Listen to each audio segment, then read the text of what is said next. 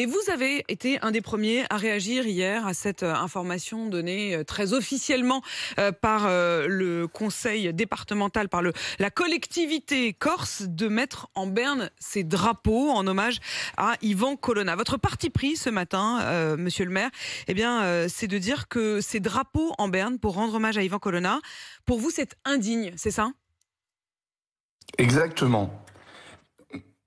Je vous écoute, Le allez-y. préfet Erignac a été assassiné par Yvan Colonna Hmm, d'une balle dans le dos.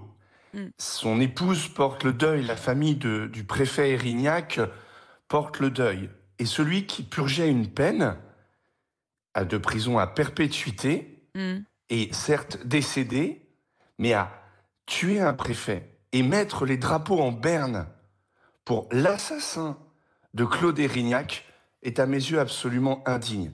Alors bien sûr, il faut comprendre les circonstances de la mort de ce prisonnier.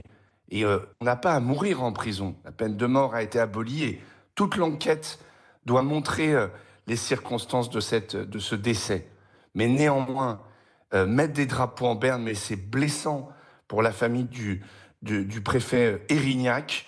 C'est blessant parce que le préfet Erignac était le représentant de l'État. Et quelles que soient les discussions, quelles que soient les appréciations et les convictions, on ne peut pas saluer la mémoire de quelqu'un qui a été condamné pour un crime.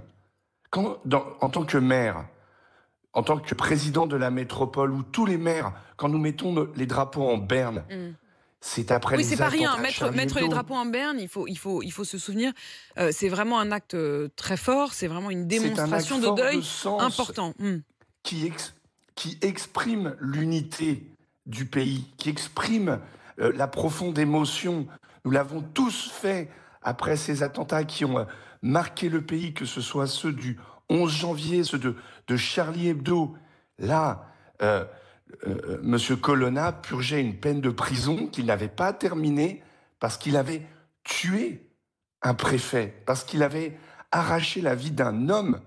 Donc, c'est le choix qu'a fait la collectivité, je le dis, son exécutif est profondément indigne Est-ce à que l'égard c'est... de la mémoire de cette famille et de la gravité de l'acte accompli. On ne Alors, peut pas vis-à-vis de la famille, banaliser j'entends bien, monsieur le maire, l'assassinat.